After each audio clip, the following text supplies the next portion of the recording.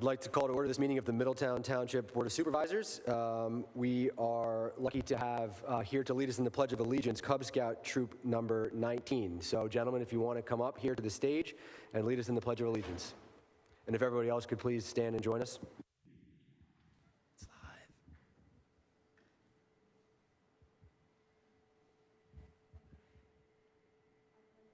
I pledge allegiance to the flag of the United States of America and to the republic for which it stands, one nation, under God, indivisible, with liberty and justice for all.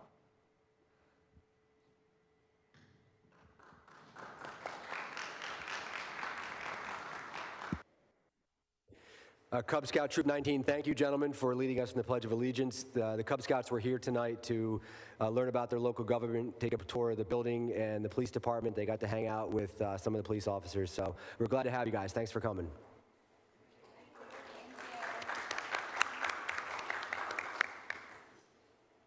Ms. Corporal, would you please call a roll? Mr. Kizak? Here. Ms. Hannah? Here. Ms. Kane? Here. I would like to draw everybody's attention. Supervisor Payne is with us virtually tonight, as she has been for a couple months now. I'm sure many of you have noticed. For those who don't know, Supervisor Payne was unfortunately diagnosed with cancer this past summer. She's been undergoing cancer treatments, doing well, thankfully. We're very happy that she has been able to still be part of the Board of Supervisors, joining us remotely, and as she fights this cancer, and she's beating cancer, and we're happy to see her smiling face every month. Thank you. I also want to let you know that Township Manager Ms. Cooley Cools, Assistant Manager Mr. Vola, Township Solicitor Mr. Esposito, and Township Engineer Mr. Kessler are in attendance tonight. Thank you. Thank you, Ms. Corporal. Announcements and special items. First, we'd like to have a moment of silence in honor of Detective Dave Strother. And Chief Barbarilla, if you wouldn't mind coming up and saying a few words about Detective Strother.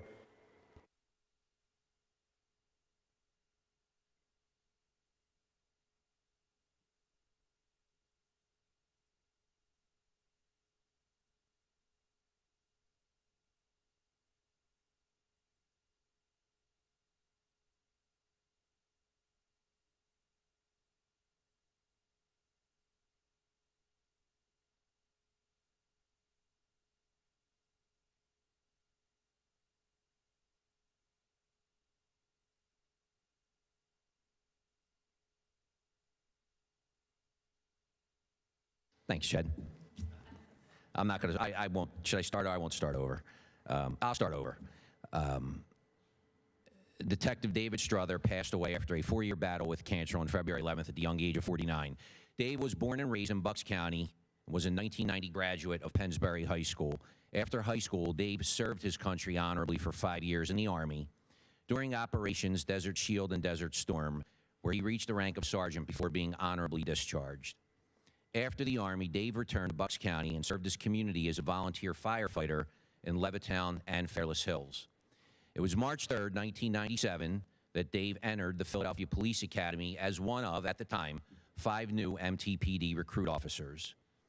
During his dedicated and decorated 22-year career with the Middletown Township Police Department, Dave was a motor unit officer, an accident reconstructionist, an outstanding detective and narcotics investigator, and what he seemed to enjoy the most in his career, a member of the regional Bucks and Montgomery County FBI task force. Dave retired in 2019 with a little over 22 years of honorable service to our police department. I was privileged to have been able to work with Dave for over 5 years in our PD. Lieutenant John McNevich and I were also very blessed to have been able to visit with him and talk to him 2 Thursdays ago, the day before he passed. During his long and hard-fought battle with cancer, Dave was surrounded by an amazing and loving support network in his wife, Erica, daughter, Victoria, son, Ethan, mom, Donna, his 3 brothers and 2 sisters, and also a large and loving extended family who were there with him every step of the way. Dave was a loving father, husband, son, and brother to his family. Yesterday at his interment service at Washington Crossing National Cemetery, our own police department CSO and Army National Guardsman Matt Leonhauser was privileged to be able to be one of the honor guard and flag bearers at Dave's service. It's another amazing honor for our police department to honor Dave's life. In closing, I would like to say thank you to our township manager, Stephanie Tioli-Coles, who provided great support to Dave during his retirement and after. I would also like to thank Supervisor Anna Payne, who I know is also facing the same challenges Dave faced. In 2019, in May, Anna attended Dave's beef and beer benefit before she was even on the board in support of Dave, and she also made it a point to speak to several officers from our department and speak to Dave, and I know that that meant a lot to him and his family, meant a lot to our police department. So, Ms. Payne, I thank you very much for that. And I would also like to thank our Board of Supervisors for their support of Dave during his retirement. I know the board was a bit different back then in 2019, but I also know that this board would have been just as supportive of him. So thank you to all of you for that support. That means a lot to his family. It means a lot to us as a police department. So in closing, I pray for peace and comfort for his family during this time of loss. And to Dave, I say that we, your brother and sister officers, miss you dearly. May you rest in peace, my dear friend. And I thank you, Mr. Kizak, for this time. Thank you, Chief. It is truly a tremendous loss for the community, and our thoughts and prayers are certainly with Detective Strother's family. So if I could just ask everybody here tonight and at home to stand and please just pause for a moment of silence for Detective Strother.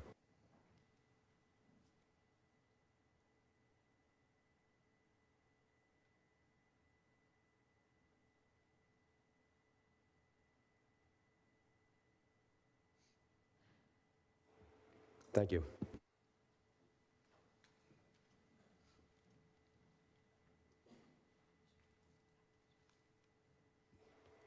Just one other announcement tonight. The next Board of Supervisors meeting will be Monday, March 7th, 2022 at 7 p.m. Next on the agenda is public comment on non-agenda items. This is public comment on non-agenda items only. Is there any public comment on non-agenda items? Yes, sir. And if you could just please state your name and address. Thank you. Hi, my name is Sheldon Post, Red Rose Gate. I'm not here tonight to talk about signage.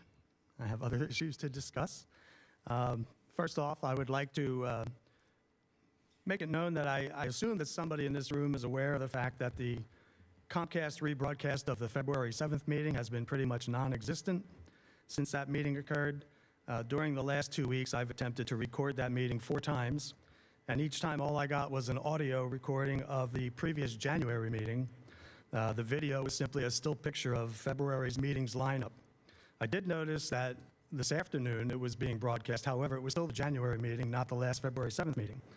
I know that we're in the midst of getting all of our equipment replaced, supposedly, and I'm wondering, first of all, if we can get a little bit of a status update on that, number one, and number two, if that would be the reason for the Comcast issue, or do we have an issue with Comcast? So I can start We can with that. certainly look into that. You are able to view our meetings also on YouTube, just as an FYI, but we'll certainly look into that.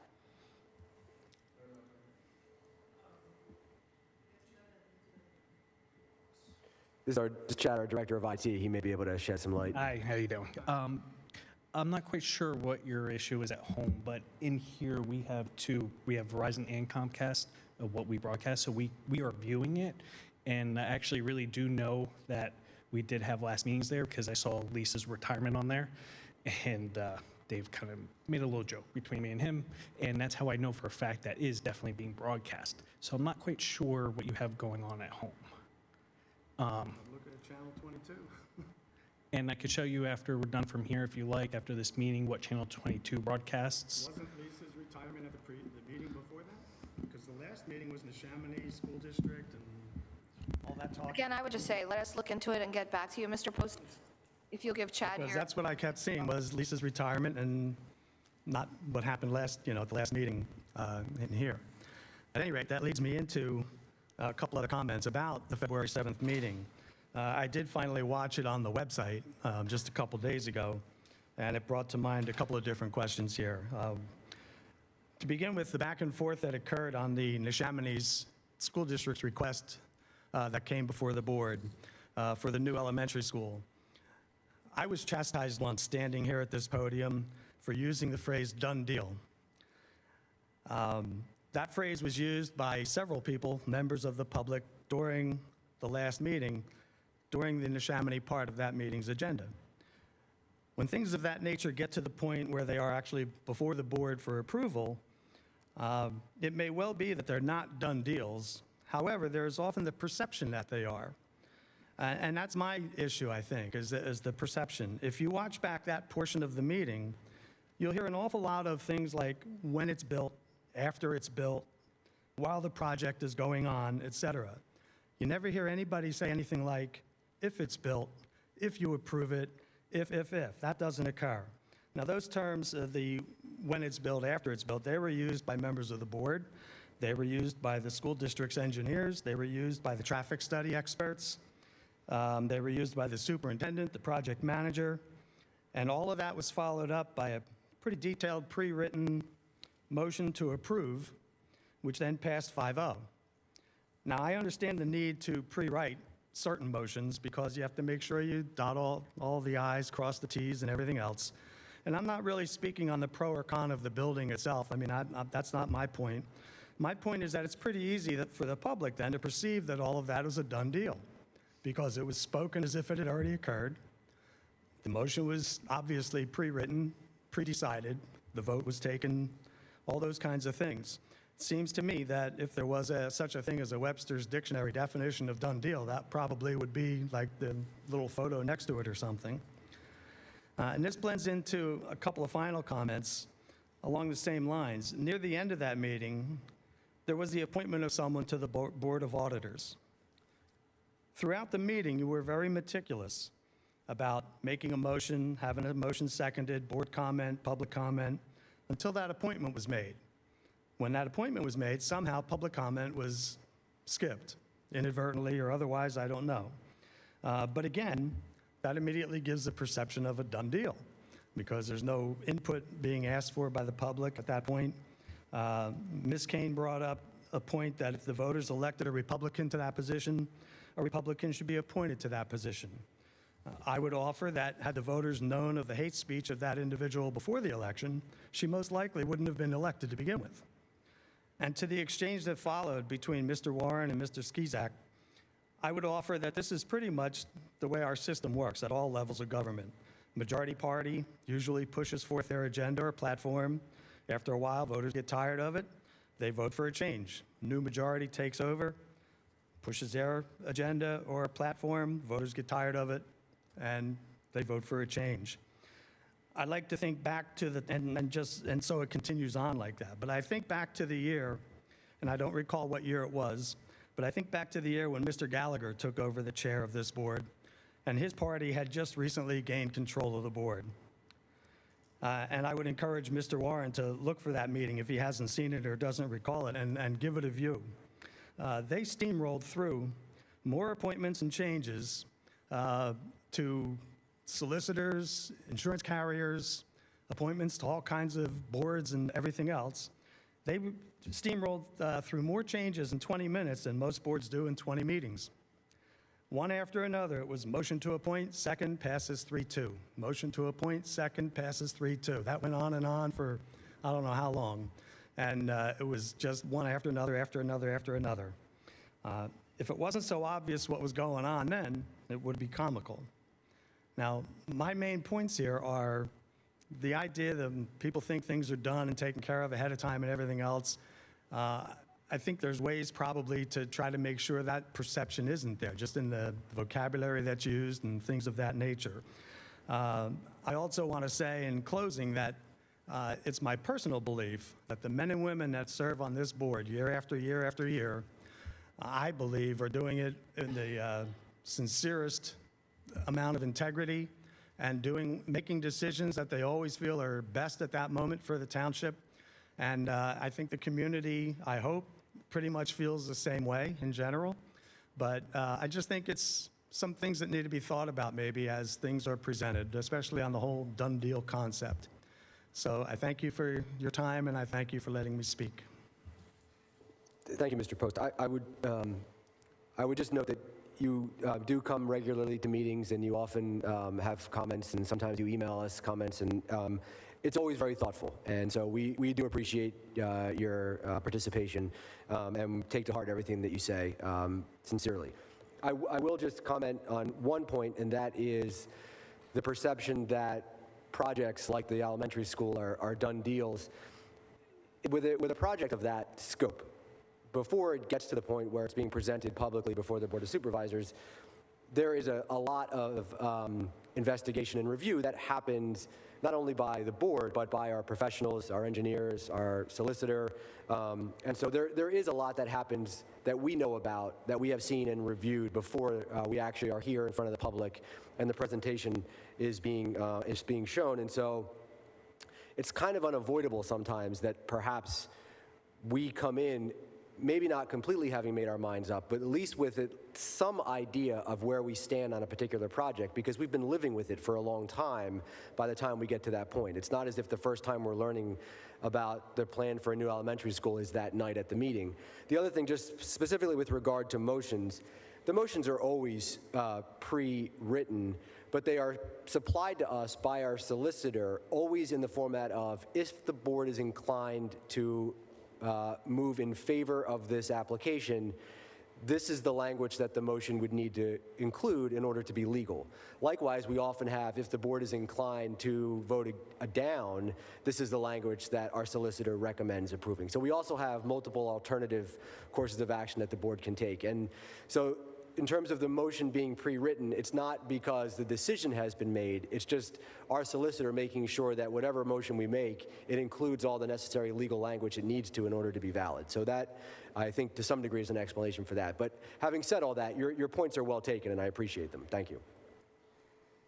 Is there any other public comment on non-agenda items? Seeing none, we will move on to the consent agenda items. Item A, consideration of authorizing payment of the February 22nd, 2022 bills list in the amount of $1,572,340.42. Item B, consideration of approving the February 7th, 2022 minutes of the public meeting of the Middletown Township Board of Supervisors. Item C, consideration of approving resolution number 22-06, application to the Community Development Block Grant Program. And item D, consideration of approving resolution number 22-07, designate an agent for hazard mitigation planning grant.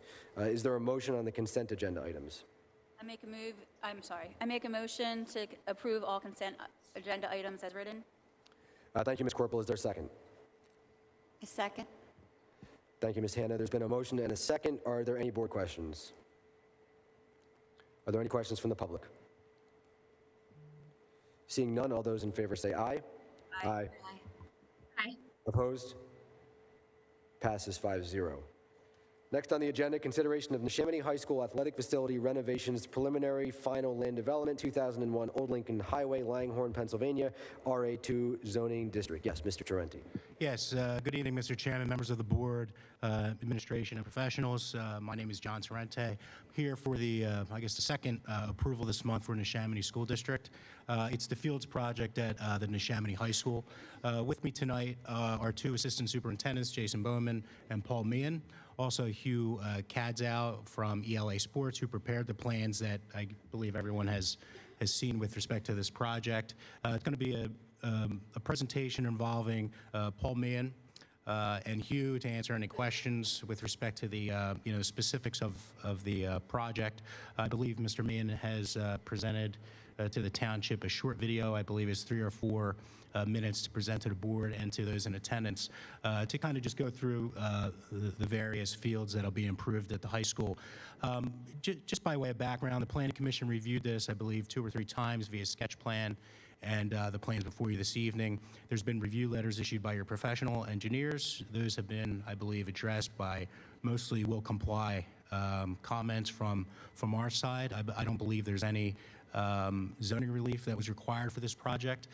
There are actually 4 waivers before you this evening to consider. 3 of them, I believe, are pretty, I'll just say, minor to permit preliminary as final. In one submission, a partial waiver to not depict all existing buildings within 200 feet of the property. And the third is to not provide concrete monuments at the property corners that fall in paved areas. Those were requested at the time the plan was submitted. There is an additional waiver that I'm going to request tonight. It's similar to the one I requested earlier in the month for the elementary school. It's the waiver of the financial security provisions in the Saldo. So I guess with all that background, I guess I can bring up Paul Meehan to go through some of the rationale and I guess show the video. Okay. Any questions for me? I'm sorry. No? Okay. Floor is yours, Mr. Meehan. Thank you. Thank you, Mr. Tarente. Good evening, Board of Supervisors, Township Managers, and Administration. My name is Paul Mahan, Assistant to the Superintendent, Director of Administration. On behalf of our school board directors, Superintendent Dr. McGee, our Cabinet Administration, and our high school administration, I'd like to thank you for considering this project, a much-needed project at the high school. It's a project that will revitalize our outdoor facilities, our outdoor fields that in some cases haven't been touched in 60 years. I do have a brief video that I did send you yesterday. I know it's queued up and ready to go.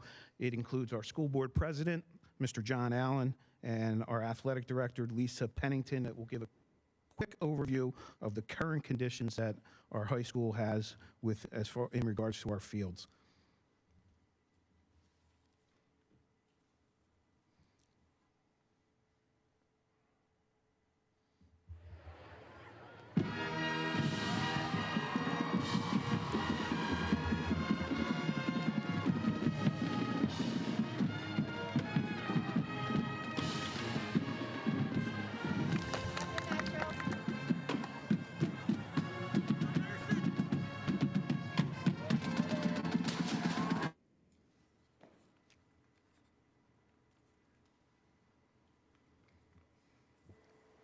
What'd you do, Nick?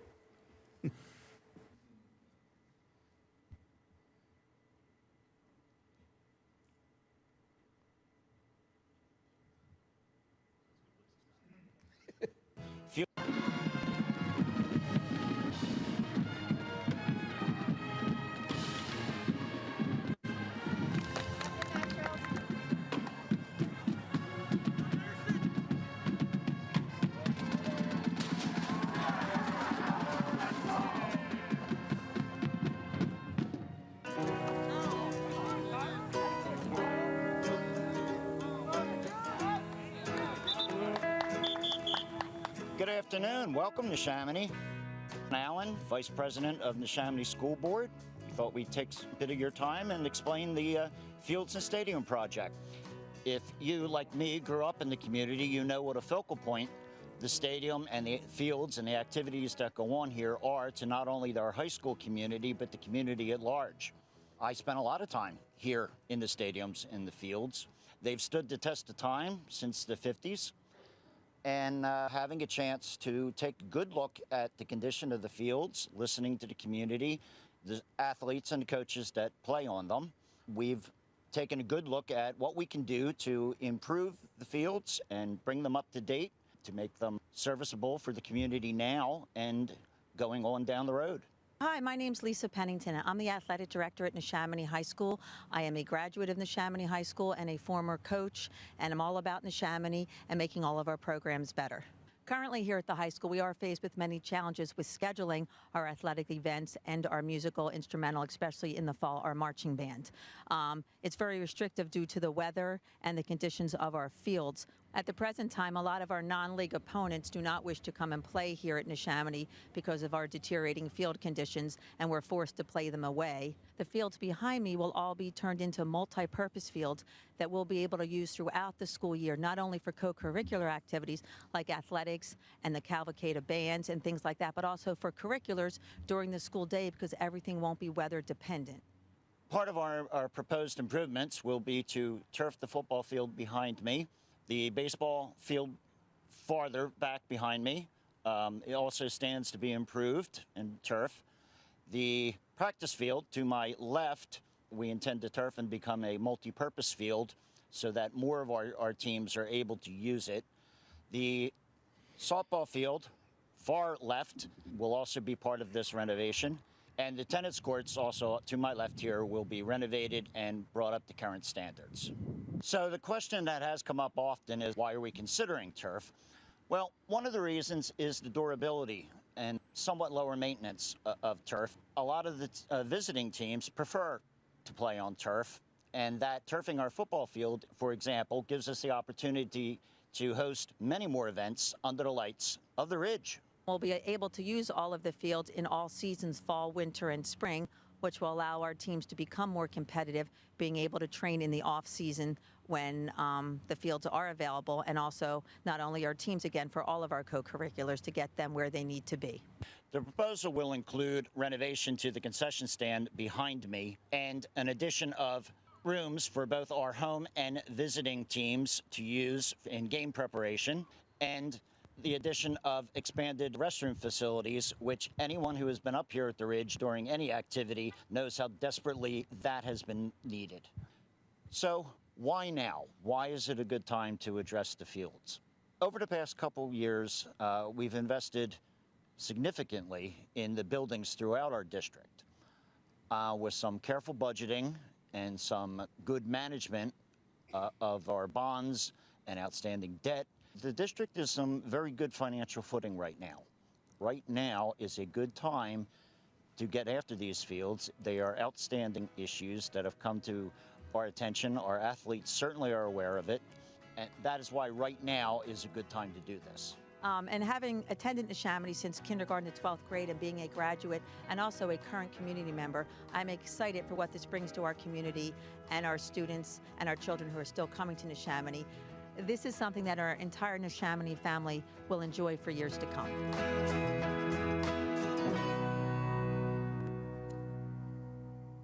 And I think you could see through that video, a lot of the fields do need a lot of work.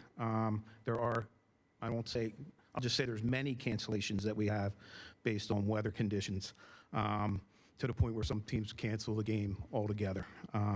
But this project will positively impact not only our sports programs, but our curricular areas as well. Our PE classes will be able to offer classroom instruction opportunities. It's also our belief that the 2,700 students will be impacted positively, the community will be impacted positively, of having a place of pride and a place of multi-purpose usage. And really, that's all I have to say tonight. But I want to thank you for the opportunity to work with you and taking the advice and consideration that you guys have given us throughout this project. And I'm here to answer any questions along with Hugh in regards to any questions that you may have on the project itself. Thank you, Mr. Meehan, and thank you for the great presentation. Are there any questions from any board members for Mr. Meehan? I just wanted to talk about the stormwater management. I know that that's always a big issue. Okay, so we're going to talk about that. Thank you. What we have here is, with the situation, I think everyone's familiar with the campus where the tennis court is in relationship to the stadium and to the baseball and multi-purpose field. Originally, we've been working with the district for actually over 2 years when we first started off doing a feasibility study to see how the field usage was very high. And the early on concepts, each of the facilities were going to have their own standalone stormwater system. But once pen came to paper and designing the actual elements, it appeared the best thing to do in this case was what you see where the tennis court is, will be a singular underground storage facility for those 4 facilities located over on that side of campus. As for the softball field, the same thing is where we have an underground structure with infiltration, stormwater infiltration, meeting the requirements of the NPDES permits and the regulations we have there, which we have already received the NPDES approval. That came on January 13th. So that's how we plan to attack the stormwater.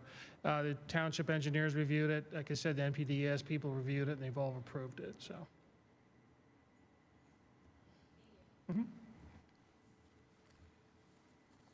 Any other questions from any of the representatives that are here tonight? I have one quick question. I don't know if you guys can hear me on the wall. Do we have like a timeline of when the fields will be completed? I'm excited about it. I went to Neshaminy, so I'm just curious how long the whole project would take. What we're looking at, we actually met last week to discuss the initial schedule. It looks like, going to bid mid to later spring and starting construction this summer. We're trying to work around graduation and other events such as that. It will, because of the incorporation of a field house, that will likely take us into spring next year for the duration. But since you have basically 5 facilities, some will be coming online before others come online. So that's how we're looking at it right now. And can you speak to one of the notes that I'm seeing on here is around the walkability. So how you might be upgrading the walkability around all these fields. Yeah, currently right now, as you know, you either have gravel paths or no paths whatsoever to the facilities. We've incorporated paved pathways. The slopes for the most part with all the paths are under 5%. They're ADA meet ADA requirements. No ramps are being used, for the exception of in the field house, where currently, you know, right now with the existing elevation of the existing buildings, we're going to drop down and have a wall. There'll be ramps to take you from the plaza down to the field level. But throughout the site itself, there'll be pathways and accessibility to all facilities. I didn't notice in the video, is anything being done with the stands? At the football field? Not at this time. There'll be an updated press box, because the current press box is, best way to say it is falling apart. So that'll be a modular construction, but there are some thoughts about what our next steps are going to be with the grandstands. And Mr. Esposito, any concern with the additional waiver regarding security? No, I discussed that with the school district solicitor prior to tonight's meeting, as it happened with the school at last meeting. We thought it was same reasoning to have it for this one as well. Thank you. Any other questions from any board members? And if there's no other questions, I can certainly entertain a motion. I make a motion to grant preliminary final land development approval for the Neshaminy High School Athletic Facility Renovations, SLD number 21-08, with the following conditions. 1, applicant should comply in full with all requirements of Middletown Township subdivision and land development ordinance and Middletown Township zoning ordinances, unless relief was granted by the body having jurisdiction. 2, all comments still outstanding in review letters shall be fully addressed for plans to be considered final. Thank you, Ms. Corporal. Is there a second? I'll second. Thank you, Ms. Payne. There's been a motion and a second. Are there any board questions at this time? Are there any questions from the public?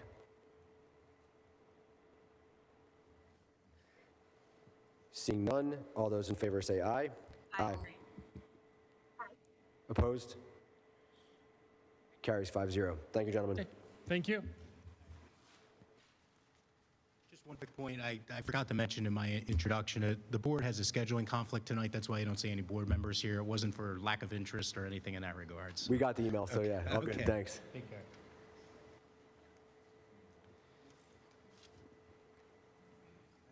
Next on the agenda is consideration of enacting ordinance number 21-09, age qualified overlay. Mr. Esposito, we have an update on that? Yes, as the board is aware, this ordinance is related to the ongoing settlement discussions for the Stone Farm. The county and the Stone family are still having ongoing discussions regarding the conservation easement. So Metropolitan Developers has asked for us to continue the ordinance discussion hearing until March 21st, when they believe that the county and Stone family's conservation easement agreement sale will be more finalized at that time. So I'm asking for the board to make a motion to continue the overlay ordinance hearing until March 21st. All right, I'll make a motion to continue consideration of enacting ordinance number 21-09, age qualified overlay until the March 21st, 2022 meeting. Is there a second? Second. Thank you, Ms. Corporal. Are there any board questions? Are there any questions from the public? Yes, sir. Just state your name and address. Thank you.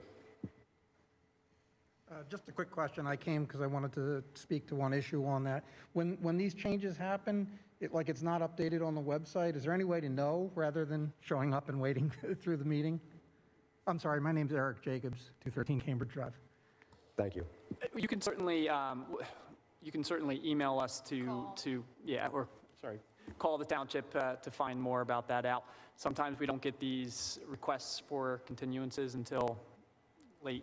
We get late last week. Yeah, I think that's probably true. I would say we sometimes are getting these at the 11th hour, so I would suggest if this is on an agenda, maybe before you come earlier that day, just either call or shoot an email to the township manager's office. They'll let you know for sure if it's going to be going forward. We did field a couple of phone calls today. Okay, well, I noticed certain people not in attendance, and I figured that was going to be the outcome, but I was feel just curious. free to call or email me. Okay. I'm happy to respond. Thank you very much. Thank you. Just to give you a heads up, the ordinance hearing itself will always remain on the agenda even when we're continuing it. So that's, you might see it on there, and that's, I would call and ask if it's going to stay on there. Any other questions from the public on this item? Seeing none, there's been a motion and a second. All those in favor say aye. Aye. Opposed? Carries 5-0. Next on the agenda, we have our quarterly financial report for fourth quarter of 2021, and here we have Megha Bhandari, our finance director. Ms. Bhandari.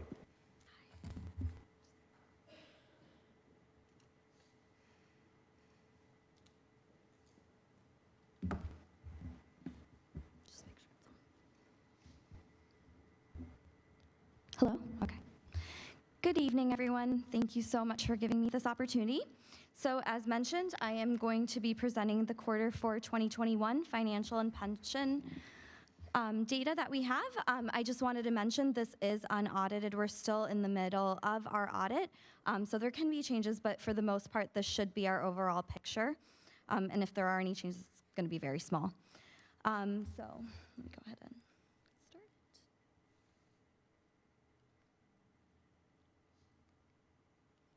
There we go. All right, as you can see, we actually had a very good year overall. Our revenues came in quite a bit higher than anticipated, mostly due to ARPA, the funding that we received from the federal government, as well as, if you, in the next slide, I'll explain a little bit more, some of our revenue numbers in the general fund coming in stronger than we had anticipated.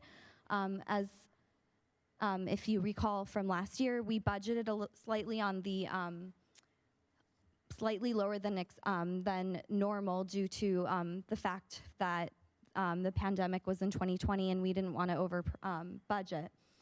But we ended up coming in a lot better, which is great. The other area that we had some concern was in the farm fund. We had some delay on the rent with all of the changes that occurred with the new lease. On the expense side, we came in overall okay. We had a $1 million transfer in the general fund to the capital fund, which is the reason why we're showing 106% over budget. This transfer was something that we planned for at the end of last year to help us out on the capital side, since we did come in better in the general fund.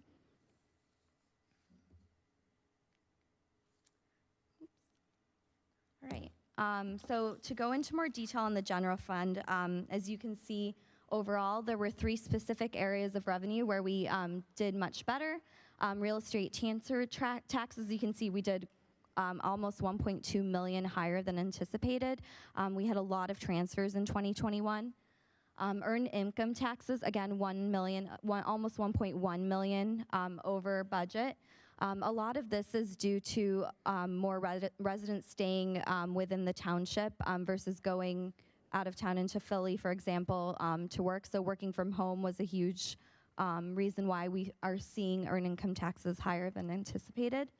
And then again, as I mentioned before, we had the ARPA funding that came in as well. On the capital fund side, we did the 1 million transfer into from the general fund into the capital fund. And the reason why I didn't really pull up much on the expense side on the last slide was because that was the main change in the expenses overall. As far as expenses, we actually came in below, mostly due to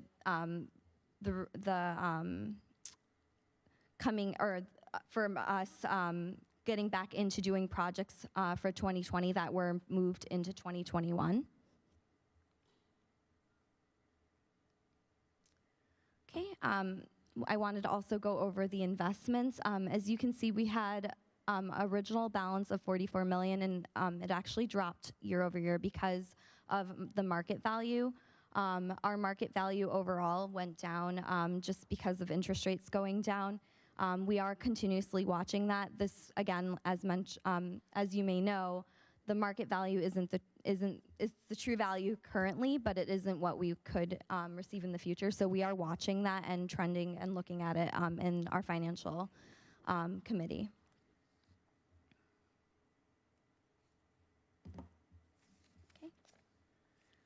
Last but not least is our pension update.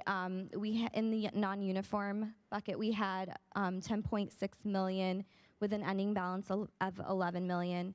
And then in the uniform side, we had 49 million with an ending balance of almost 51. Overall, that was a 12% gain from an investment standpoint year over year. So we actually did quite well overall. Any questions? Thank you, Ms. Bendara. Do any board members have questions regarding the financial update?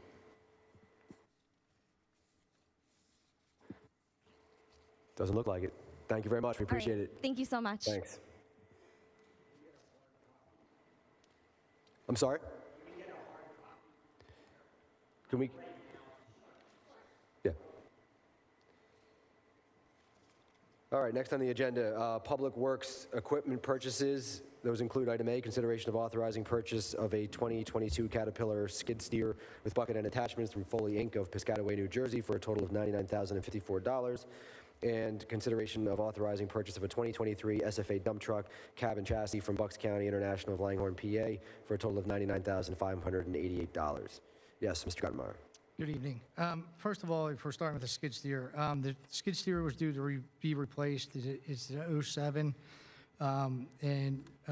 With the vehicle replacement, we did schedule it for this year to be replaced. Along with the skid steer, we are getting a couple attachments that are needed within that price. Also, the skid steer is used in many things, to the ball fields, tree work, road milling, roadways. So it's a useful piece of equipment that we use a lot. And that's one reason why we have it on our schedule tonight to get replaced. The dump truck is 15 years old that we're replacing. I am asking just for the cab and chassis at this time. Due to the nature of getting vehicles, it is hard at this time. So I would like to order this, and then I will be back to you with the body of the truck at a later date when it gets closer, because pricing is all over the place right now. So I will be coming back to you with the other half of that truck. I thought that seemed kind of cheap for a dump truck. We usually don't do it this way, but as the truck gets closer, I will be redoing pricing for the body of the truck, because the pricing we have, it did go up, and I would like to re-quote it again and try to get a better price. And we have RDA money for the truck. For the truck. RDA this year gave my department $240,000 towards 2 vehicles. That was for a big dump and a small dump. Okay, and for the skid steer, that was budgeted from the capital fund, correct? That is correct. Yes, it was put in, and you guys voted on the budget for that. Any board members have questions for Mr. Gartmeyer about the acquisition of either of these vehicles? And if not, I can accept motions. We should do these one at a time. So let's first, is there a motion regarding the purchase of the Caterpillar skid steer? I'll move to authorize the purchase of one 2022 Caterpillar skid steer with bucket and attachments from Foley Inc. of Piscataway, New Jersey for a total of $99,054. Thank you, Ms. Corporal. Is there a second? Thank you, Ms. Payne. There's been a motion and a second. Are there any board questions? Are there any questions from the public? Seeing none, all those in favor say aye. Aye. Aye. Opposed? That carries 5-0. And then is there a motion regarding purchase of the dump truck cab and chassis? I move to authorize the purchase of one 2023 SFA dump truck, cab, and chassis from Bucks County International of Langhorne, PA for a total of $99,588. Thank you, Ms. Hanna. Is there a second? Second. Thank you, Ms. Corporal. There's been a motion and a second. Are there any board questions? Are there any questions from the public? Seeing none, all those in favor say aye. Aye. Opposed? Carries 5-0. Thank you, Mr. Gartmeyer. Just one thing I forgot to tell you, they are under CoStar's contracts. Oh, thank you. Also, thank you. Next on the agenda, consideration of authorizing award of the cleaning services bid. Mr. Valla. Good evening, Board. Before you tonight is a request for authorization of a new cleaning bid contract. Those on the board might recall, we did attempt to bid this once last year. The contractor that was appointed previously failed to perform. Therefore, we triggered the rebid process, which began earlier this year. We received a total of 3 bids.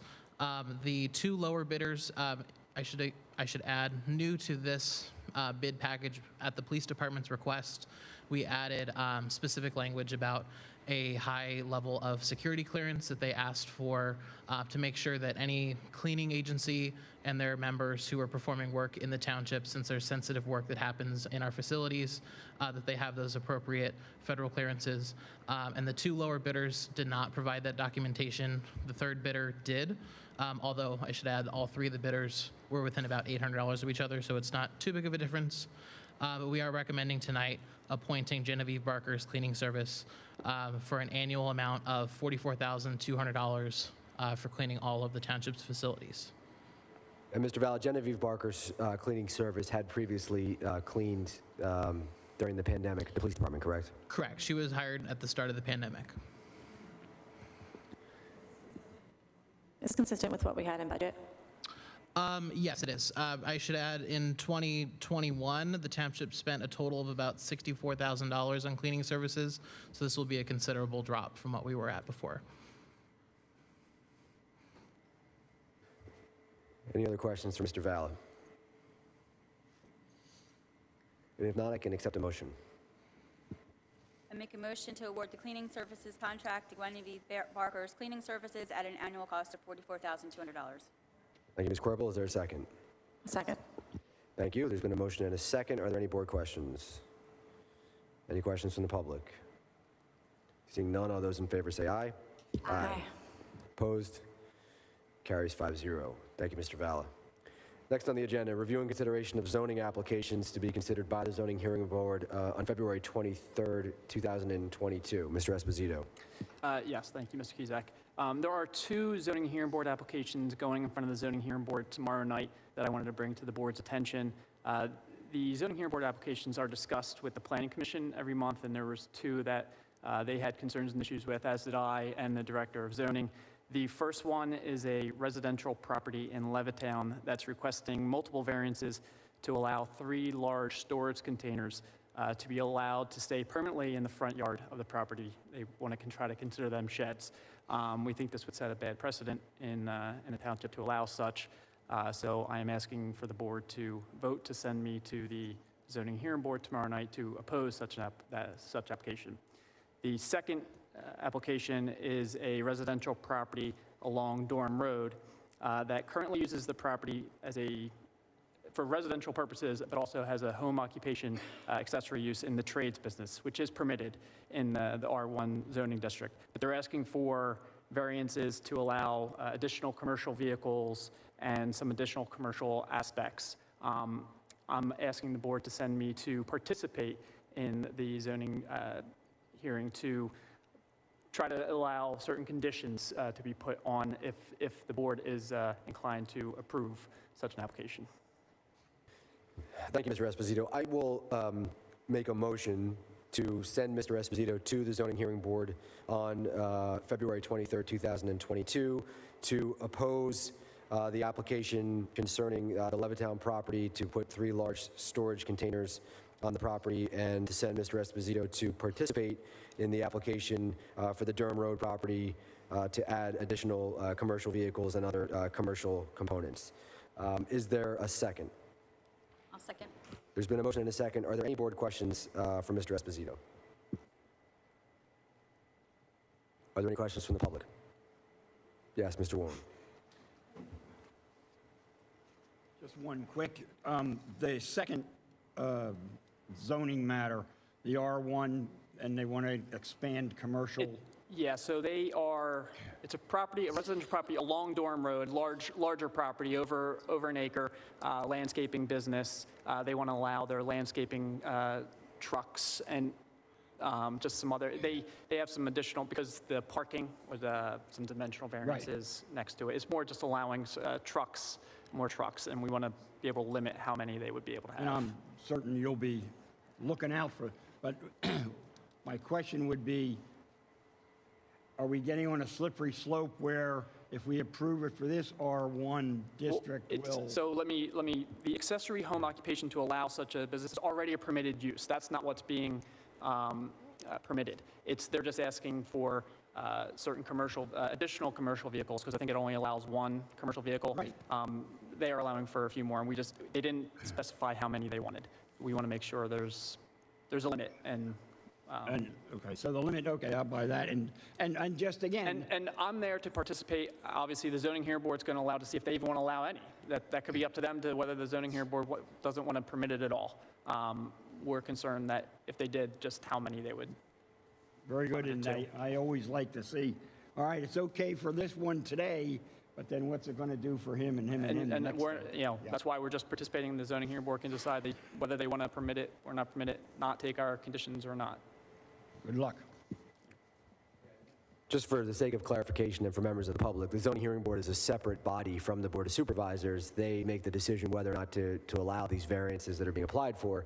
The Board of Supervisors, from time to time, if they feel it necessary, can send our solicitor, Mr. Esposito, to either participate in the hearing before the zoning hearing board, or even, as in the first instance, might actually oppose the application if we feel it's necessary. So that was the purpose of tonight's motion. Are there any other questions from the public on this agenda item?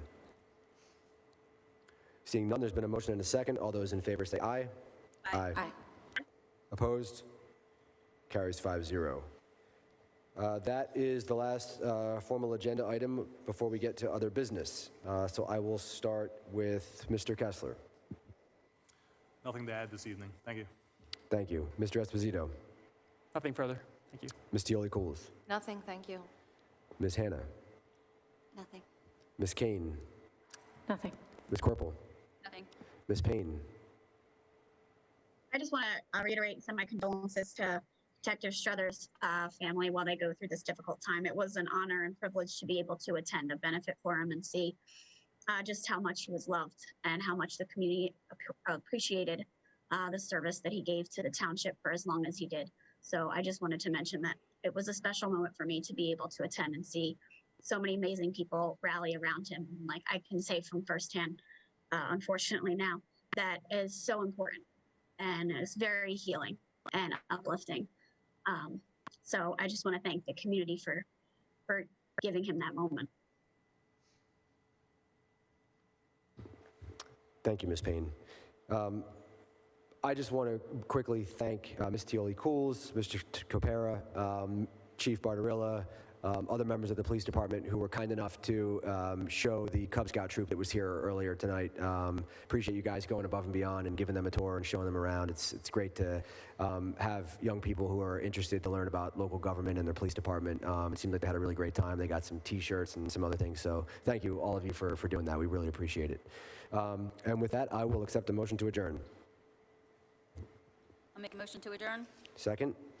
Second. We are adjourned. Thank you.